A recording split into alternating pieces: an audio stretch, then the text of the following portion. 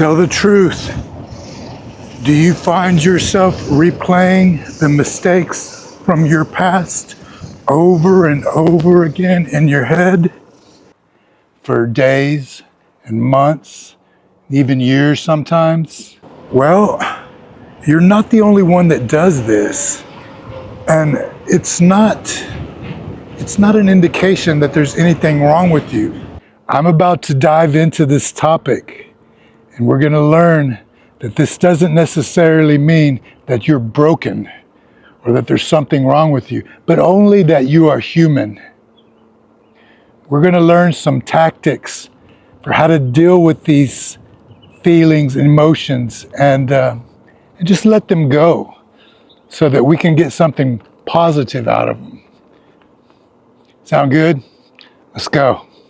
When I was 19, I lived with my mother and my stepfather. Well, it just so happens that my mom wasn't the brightest. Honestly, she wasn't very intelligent at all.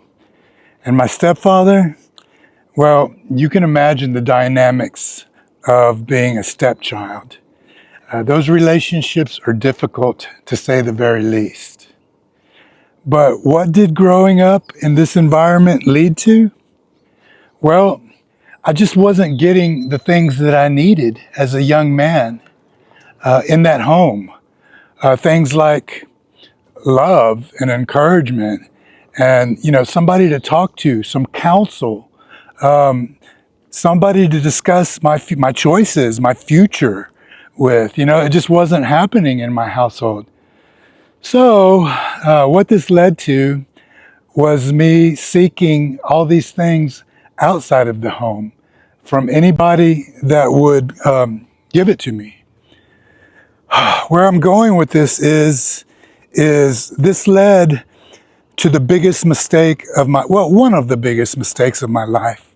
One that just haunted me for decades. And that is turning to my 18-year-old girlfriend at the time. I ended up marrying her briefly, but it just didn't work out because we were both such a mess. But in any case, I was looking to her for some of these things. And before we knew it, she was pregnant. And we were scared because we just didn't know what to do. Neither of us had a pot to piss in, and we could barely take care of ourselves, much less a baby. Now let me be clear. That pregnancy was unplanned, but the baby that came from that pregnancy was not a mistake. That baby grew to the finest young man imaginable. Today, he is 34 years old. He's been married for 14 years, and he has 2 children, beautiful children of his own. And according to his wife, he is the best husband and father that anybody could have ever hoped for. And the remarkable thing is, he did all of that without any help from me. You see, because of the extremely emotional circumstances surrounding me not being there for him when he was young, I still don't talk to my son to this day. But we are Facebook friends. I am Facebook friends with him and his wife. And that's how I follow his life. And that's how I know that he's doing just fine without me. All right, enough about me. Now let's talk about you and your mistakes. Sound fun? You want to air your dirty laundry like I have? No, I guess you probably don't. That's okay. You don't have to. So why do you think we hold on to these mistakes from our past? I'll tell you why. Because it's human nature to hold on to these memories that are obviously painful to us. The thing is, the tendency to do this is deeply rooted in several psychological and evolutionary factors. What I mean by this is It's a survival mechanism. Our ancestors, and yeah, I'm going way back to our caveman days here. Our ancestors held on to their past mistakes as a survival mechanism. It helped them identify dangers and avoid these dangers in the future, thereby increasing their chances of survival. Now, of course, we don't have the same concerns and worries that our ancestors did. I mean, chances are we're not going to be eaten by a Tyrannosaurus Rex, but nevertheless, it doesn't matter. These tendencies to hold on to these painful mistakes from our past are hardwired within us, even to this day. Self-reflection and improvement. Holding on to past mistakes can be a form of self-reflection, which is necessary for personal growth. By reflecting on what went wrong, we can develop strategies to avoid similar situations in the future. However, this can be a bad thing if this reflection turns into obsession. Then you have a very unhealthy situation. Social and cultural influences. Society can often place huge expectations on individuals' success. And likewise, they can amplify their failures. So what are social and cultural influences? Well, we live in the internet age, don't we? Damn social media taking over the whole planet. Everybody seems to have their eyes on you. Well, that's what we may believe anyway. The honest truth is everybody is not watching you as much as you believe they are. Honestly, they're too busy looking at themselves. People aren't paying half as much attention to you as you think they are. Nevertheless, it seems like we're always under the spotlight. So the pressure to be perfect all of the time feels like it's never ending. And then when you do make a mistake, it's just so hard to let yourself off the hook. I'm sure you know what I'm talking about. Nobody's perfect. Emotional attachment. The more emotion a memory invokes in you, whether it is good emotion or bad emotion, the stronger that memory is going to stick in your mind. Really emotional memories trigger things like embarrassment, regret, guilt, shame, and all those feelings and emotion only amplify the power of that memory being stuck in your head, and it just makes you what makes it that much more difficult to let it go. Hey folks, I'm Mursegeorge, and I like to make videos about life. And it just so happens, I also like electric unicycles. So if you don't mind, I kind of blend the two together. So enjoy a little talk with me. A lot of you watch my videos, and some of you comment that you're worried about me riding this electric unicycle and carrying my helmet instead of wearing it. Well, I appreciate your concern, but this thing does 50 miles an hour. I know how to ride it safely. When I'm talking to you like this, I'm doing about 10 miles an hour or less. I can jump off this thing and land on my feet at any time. So don't you worry about me. If anybody's interested in learning more about electric unicycles, I have bunches of videos on it already. Those were some of the first videos I ever started making.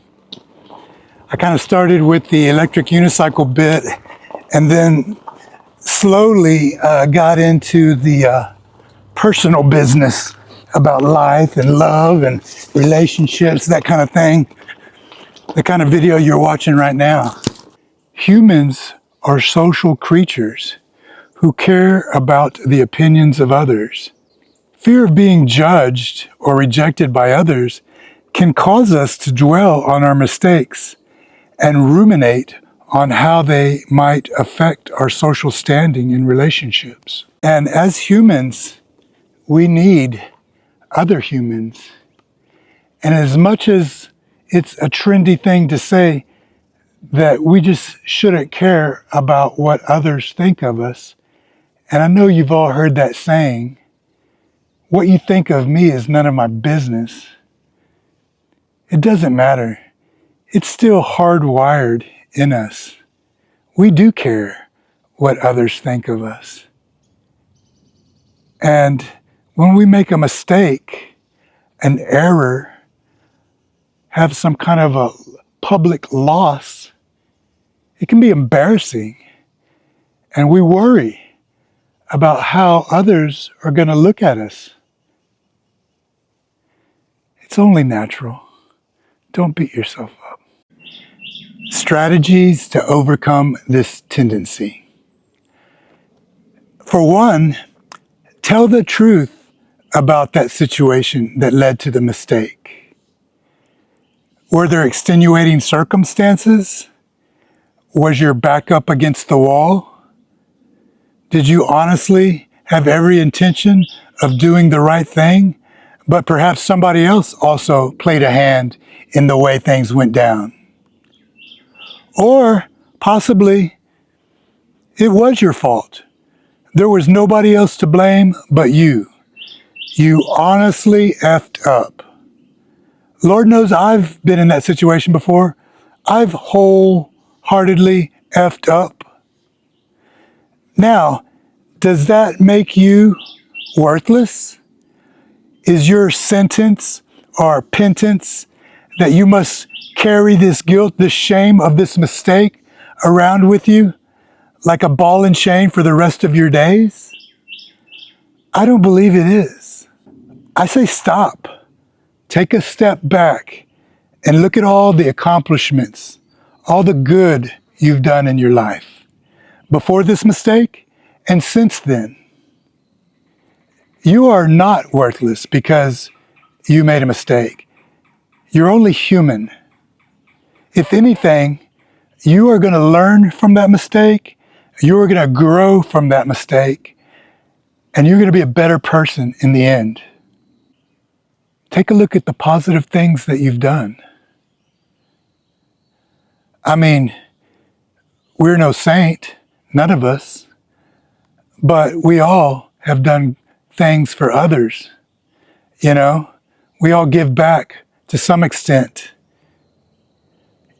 I'm not saying that you or I are Mother Teresa or Martin Luther King Jr., but it could be something as simple as helping an elderly neighbor with his garbage cans because he's too old and feeble to carry them back up to the garage. Or maybe you bought a homeless person a meal.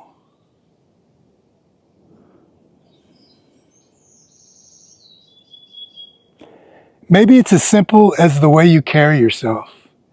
You know, just being genuinely kind and pleasant to be around.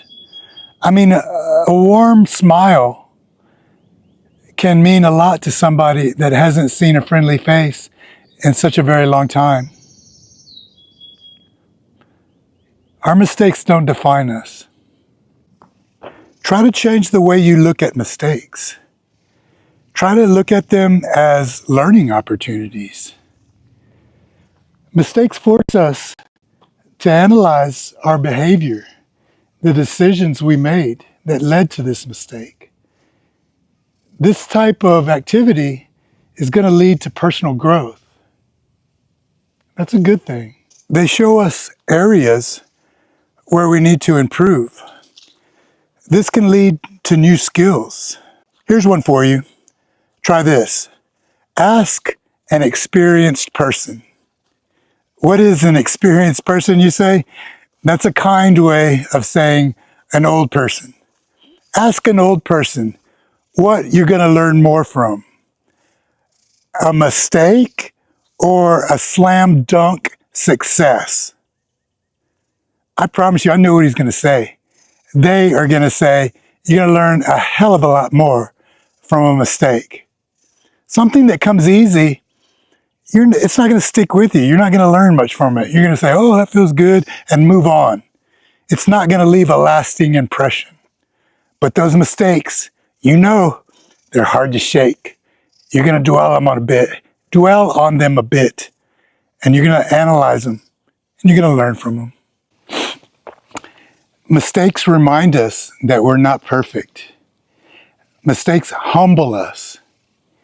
And aren't the most humble people the most attractive people?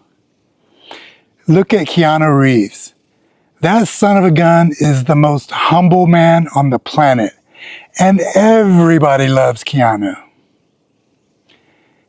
Take that to heart. Start recording. Oh, you never stopped recording. Good. All right. Mistakes make us more empathetic towards those that make mistakes. I mean, doesn't being able to forgive somebody for their mistakes ultimately make you a better person? Now, if you're a really young person and you don't know the answer to that question, let me say without hesitation, yes, being able to forgive somebody for their mistakes will make you a better person. Mahatma Gandhi. The weak can never forgive. Forgiveness is an attribute of the strong. You have to be a stronger, bigger person to forgive. Be that person. Experiencing and overcoming mistakes helps build resilience. Each time we overcome a mistake, a setback, a failure, it strengthens our ability to handle such challenges in the future. This is the sort of quality that's going to be essential for long-term success. Focus your attention on the future and not the past. When we obsess about the past, we neglect where we should be focusing on, and that is the future. Just ask yourself, what would I be doing? What am I capable of accomplishing if I just let go of the past? Imagine the possibilities if you could just let yourself off the hook. Use the insights gained by your mistakes to make the necessary changes. Adjust your strategies and approach based on what you've learned. Maintain a positive outlook and understand that making mistakes is a part of the learning process. And lastly, be kind to yourself. You deserve it. Hey, I love talking to y'all about this kind of thing. I tell you, there are endless topics of conversation about life and love and relationships that we can talk about. And we're gonna. But man, it's hot out here today. And I regret that I didn't come out here first thing in the morning. So I'll be signing off. And thank you for spending some time with me. I appreciate each and every one of you. I respect your time. And if you're not a member of my channel, if you're not a subscriber, please do me a favor and consider subscribing to Mursegeorge, because there's plenty more to talk about. Thanks. We'll catch you later.